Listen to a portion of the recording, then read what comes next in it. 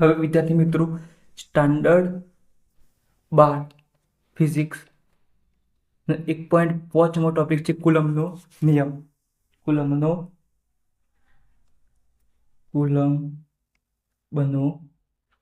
નિયમ.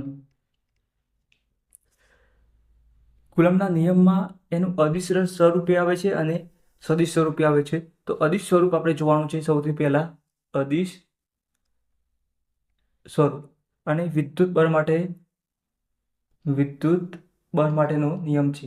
વિદ્યુત બળ માટે તો અહીંયા તમારે જેમ બે પદાર્થો વચ્ચે બળ લાગે અને એનું મૂલ્ય શોધવાનું હોય, તેમ અહીંયા વિદ્યુત ભાર માટે બળ લાગતું હોય એ શોધવા માટે કુલમ્બનો નિયમ વપરાય છે.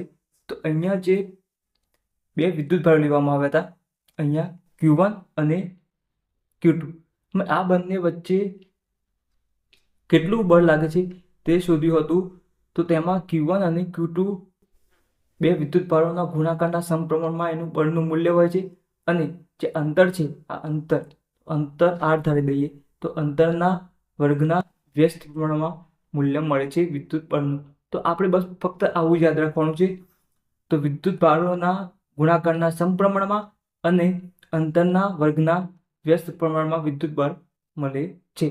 આના પરથી આપણે નિયમ લખવાનો છે. તો નિયમ એવો છે, તો નિયમ ફક્ત આના પરથી જ લખવાનો છે, વધારે કશું યાદ રાખવાનું નથી. તો નિયમમાં શું લખ્યું? બે બિંદુવત વિદ્યુત ભારો જે આપણે લીધા છે એ કયા વિદ્યુત ભારો છે?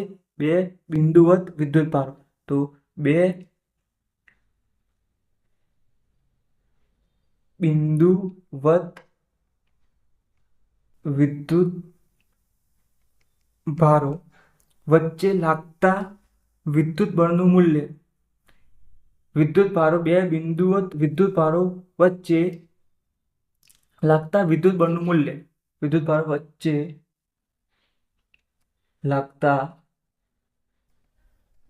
વિદ્યુત ભારનું અથવા વિદ્યુત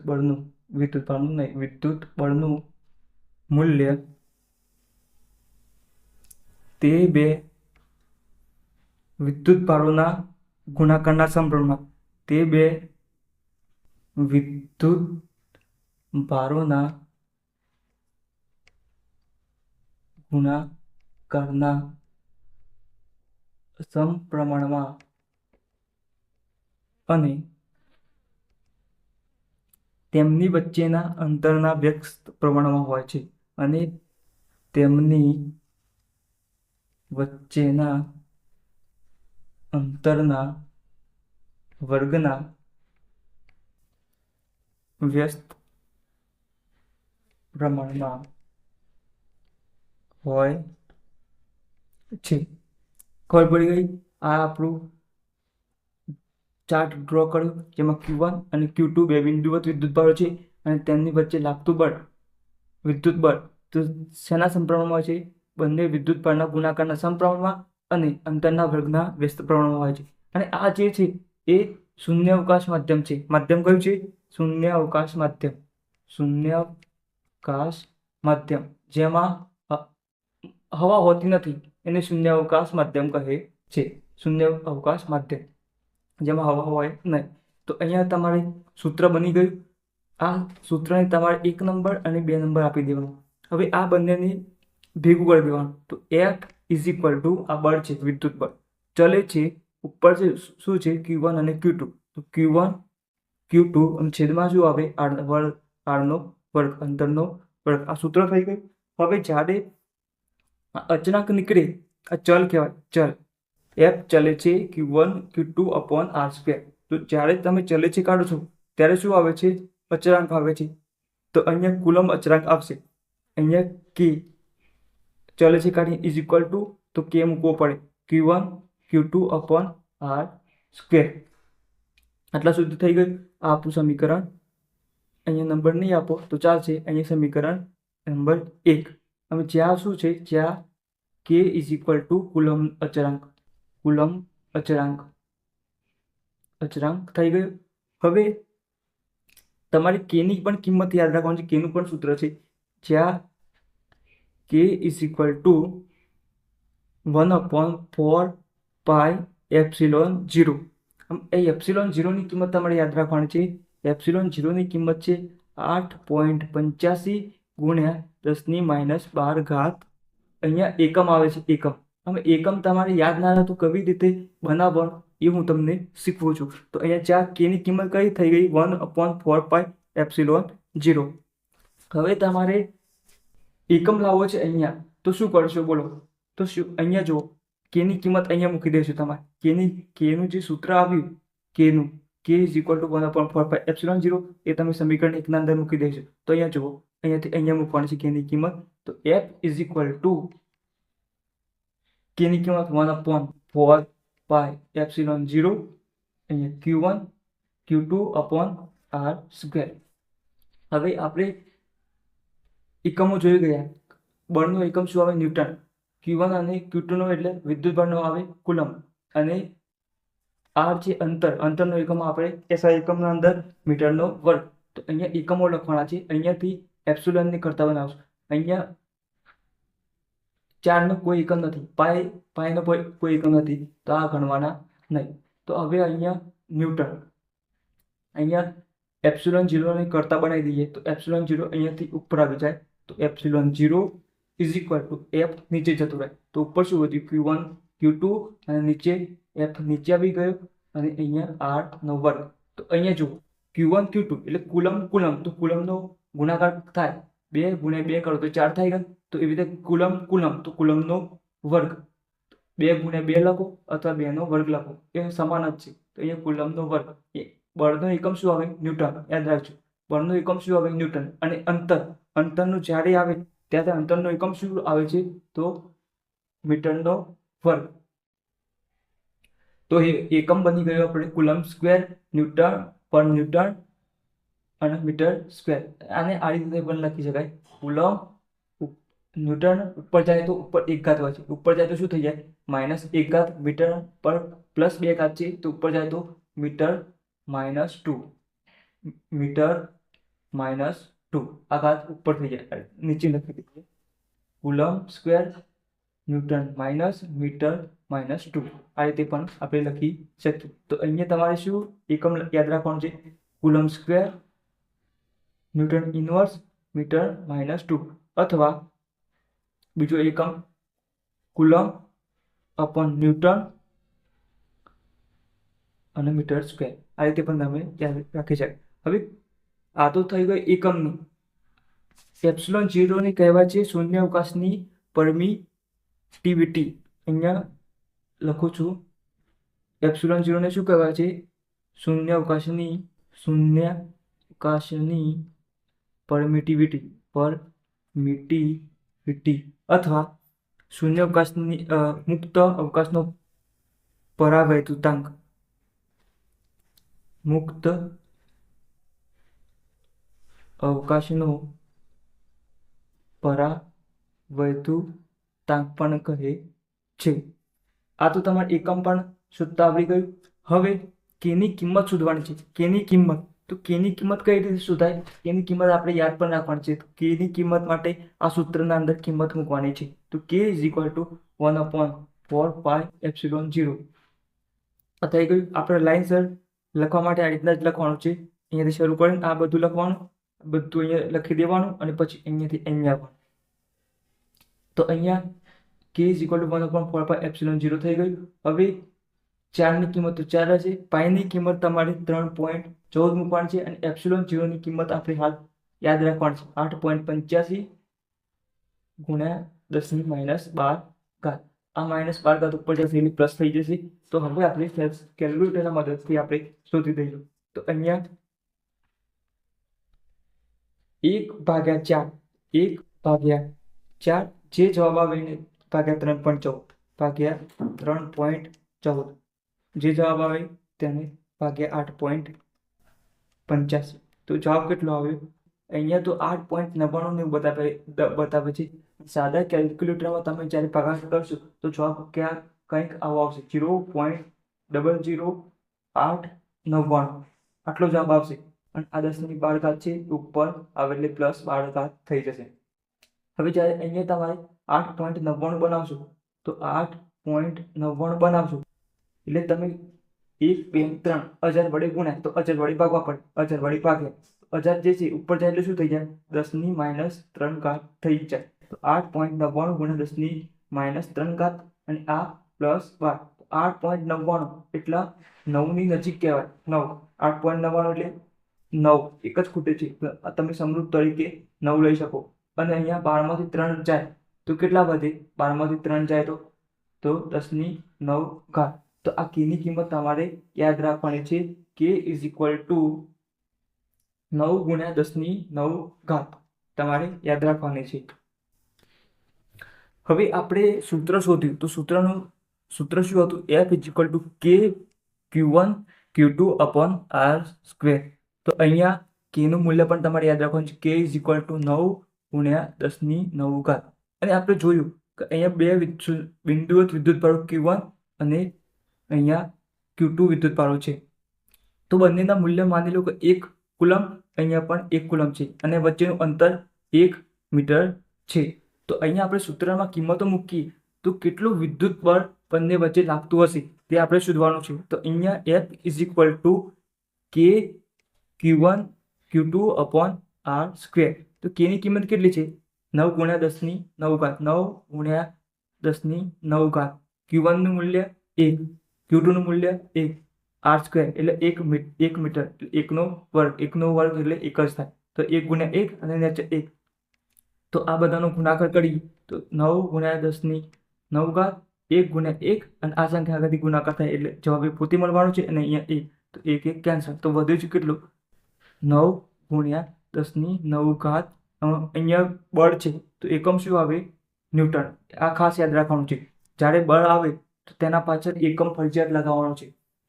તો અહીંયા કોઈ બિંદુવત વિદ્યુતભાર q1 is equal two 1 coulomb હોય, q2 is equal two 1 coulomb હોય અને તેમના વચ્ચે 1 મીટર અંતર હોય તો તેમના વચ્ચે લાગતું બળ કેટલું હશે? તો k ના મૂલ્ય જેટલું હશે. તો k નું મૂલ્ય કેટલું છે? 9 ગુણ્યા 10 ની 9 ઘાત. આ થઈ ગયું. હવે આપણે જે વાત કરી આ બધી તો આપણે શૂન્યાવકાશમાં વાત કરી જ્યાં કોઈ પણ માધ્યમ હાજર ના હોય. અમે શૂન્યાવકાશ અમે જ્યાં કોઈ માધ્યમ હાજર હોય માધ્યમ, તો કોઈ માધ્યમમાં બળ લાગતું હોય તે આપણે શોધવાનું છે. તો હવે માધ્યમ માટે માધ્યમ શૂન્યાવકાશ હોય તો કોઈ પણ હવા જેવું કોઈ માધ્યમ હોય નહીં. તો હવે જ્યારે માધ્યમ આવે તો ત્યારે શું આવે? માધ્યમ આવે એટલે કોઈ માધ્યમ હશે. હવા હોય, પાણી જેવો, કાચ હોય, તે એવું કોઈ માધ્યમ હોય તો માધ્યમમાં લાગતું પણ બળ શોધવાનું છે. માધ્યમમાં લાગતું બળ આપણે એને Fm વડે દર્શાવશું. માધ્યમમાં લાગતું બળ Fm ઇઝ ઇક્વલ ટુ પેલા સૂત્રના જેમ જ છે. k ની કિંમત 1/4 પાઈ એપ્સિલોન. અહીં એપ્સિલોન લખ્યું એનો મતલબ કે માધ્યમમાં લાગતું બળ છે અને પેલામાં શૂન્યાવકાશ હતો તો એપ્સિલોન 0 લખતા હતા. તો અહીંયા હવે q1 q2 upon r square આ થઈ ગયું. હવે આ સમીકરણ 2 અને જે પેલું સમીકરણ હતું માધ્યમમાં શૂન્યાવકાશમાં તો આપણે F is equal two 1/4 pi epsilon 0 q1 q2 upon r square. તો આ સમીકરણ 1 આપી દઈએ. હવે સમીકરણ 2 અને સમીકરણ 1 નો ભાગાકાર કરીએ તો સમીકરણ 2 ભાગ્યા સમીકરણ 1. સમીકરણ 2 Fm is equal two 1/4 pi epsilon q1 q2 upon r square. ને નીચે સમીકરણ 1 શું છે? F is equal two 1/4 pi epsilon 0 q1 q2 upon r square. હવે અહીંયા Fm અપોન F હવે 1/4 પાઈ એપ્સિલોન અને અહીંયા q1 અને q2 છે. q1 અને q2 આ છેદમાં આવી જશે r સ્ક્વેર આખો છેદ. હવે આ છેદમાં છે જે છેદનો અંશ હોય એ છેદમાં રહેશે એટલે અહીંયા q1 અને q2 અને r સ્ક્વેર છે ને આ 1/4 પાઈ એપ્સિલોન 0 છે એ ક્યાં જશે? ઉપર જશે. તો અહીંયા 4 પાઈ એપ્સિલોન 0 અને અહીંયા r સ્ક્વેર. જે છેદ ઉડતા હોય ઉડાડી દેવાના. અહીંયા 4 પાઈ cancel, q1 q2 cancel, r square cancel. તો વધ્યું શું? અહીંયા Fm upon F is equal two આ માધ્યમ છે. માધ્યમમાં m એટલે માધ્યમ, નીચે શૂન્યાવકાશ અહીંયા શું વધ્યું ઉપર એપ્સિલોન 0 અને નીચે શું વધ્યું એપ્સિલોન. તો અહીંયા તમારે પરંતુ અહીંયા જુઓ આ સૂત્ર અહીંયા આપણે આટલા સુધી આવી ગયા FM upon F is equal to epsilon 0 upon epsilon 0 upon epsilon. તો હવે k ની કિંમત તમને ખબર હોવી જોઈએ તો k is equal to epsilon upon epsilon 0. તો અહીંયા તમે ઉલટાઈ નાખો એપ્સિલોન 0 upon એપ્સિલોન 0 ઉપર લઈ જાઓ એપ્સિલોન 0 નીચેથી ઉપર અને આ એપ્સિલોન નીચે લાવી દે તો અહીંયા પણ આ ઉપર વાળું નીચે આવી જાય. તો અહીંયા શું આવી જાય કે નીચે આવી જાય ઉપર નીચે કશું ના હોય તો એક હોય.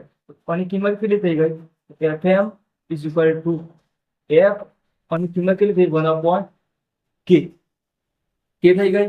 હવે તો અહીંયા માધ્યમમાં લાગતું બળ એ અહીંયા માધ્યમમાં લાગતું બળ શોધીએ તો અહીંયા F ઉપર લઈ જઈએ F is equal to k. તો માધ્યમમાં લાગતું બળ એ શૂન્યાવકાશમાં લાગતા બળ કરતા કેમાં ભાગનું હોય છે. તો આ યાદ રાખવાનું છે. અહીંયા માધ્યમમાં લાગતું બળ અહીંયા શૂન્યાવકાશમાં માની લો કે 9 જેટલું બળ લાગે છે 9 ખાલી 9 તો તમે 9 ગુણ્યા 10 ની 9 ઘાત અને કે ની કિંમત કેટલી છે 9 ગુણ્યા 10 ની 9 ઘાત. તો અહીંયા માધ્યમમાં કેટલું બળ લાગશે લાગતું હશે 1 ન્યૂટન જેટલું બળ લાગતું હશે. તો અહીંયા માધ્યમમાં માની લો શૂન્યાવકાશમાં 9 ગુણ્યા 10 ની 9 ઘાત આપણે અહીંયા જોયું Q1 એક વચ્ચે 1 મીટર અંતર અને Q2 તો અહીંયા શું કેટલું બળ લાગતું હતું 9 ગુણ્યા 10 ની 9 ઘાત ન્યૂટન જેટલું બળ લાગતું હતું અને તેમાં k માં ભાગનું એટલે 9 ગુણ્યા 10 ની 9 ઘાત. તો અહીંયા માધ્યમમાં કેટલું બળ લાગતું હશે 1 ન્યૂટન જેટલું બળ લાગતું હશે. તો આ પણ આપણે સૂત્ર યાદ રાખવાનું છે. અહીંયા આ પણ સૂત્ર યાદ રાખવાના છે. સૂત્ર યાદ રાખી આવી જશે. અહીંયા આ સૂત્ર યાદ રાખવાનું છે. તો માધ્યમમાં લાગતું બળ અહીંયા લખવાનું છે તમારે માધ્યમમાં લાગતું બળ એ શૂન્યાવકાશમાં લાગતા બળના કેમાં ભાગનું હોય છે. હવે કુલમ્બની નિયમની થોડી મર્યાદાઓ છે તે પણ જોઈ લઈએ. મર્યાદાઓમાં શું છે સૌથી પહેલી મર્યાદા છે જે આપણે બિંદુવત લીધા હતા એ બિંદુવત વિદ્યુત ભારો લીધા હતા એ કેવા હોવા જોઈએ બિંદુવત હોવા જોઈએ. તો વિદ્યુત ભારો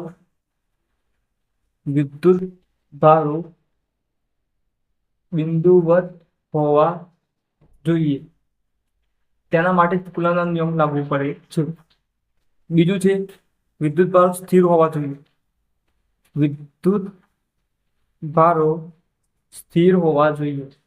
સ્થિર હોવા એટલે સ્થિર હોવા જોઈએ ગતિમાં ના હોવો જોઈએ. ત્રીજો નિયમ છે જે અંતર આપીએ છીએ આપણે Q1 અને Q2 વચ્ચેનું અંતર એ વિદ્યુત ભાર વચ્ચેનું અંતર તો એ અમુક અંતરો સુધી જ કુલમ્બનો નિયમ લાગુ પડે છે. તો એ અંતર છે 10⁻15 મીટર થી ઉપર એટલે આ જે લખીએ છે એ કુલમ્બના નિયમ લાગુ પડે ત્યાં એનાથી વધારે અને 10⁻18 કરતા નાનું હોય મીટર અંતર. તો આ અંતરની વચ્ચે જ કુલમ્બનો નિયમ લાગુ પાડી શકાય છે. અને છેલ્લું મર્યાદા છે આ બળ સદિશ હોવાથી અહીંયા જે વિદ્યુત બળ છે બળ સદિશ હોવાથી સદિશ અદિશ ધ્યાન રાખવાનું છે. અદિશ એટલે ફક્ત મૂલ્ય હોય અને સદિશ હોય એટલે મૂલ્ય ઉપરાંત દિશા પણ તમારે લખવાની હોય છે. તો બળ સદિશ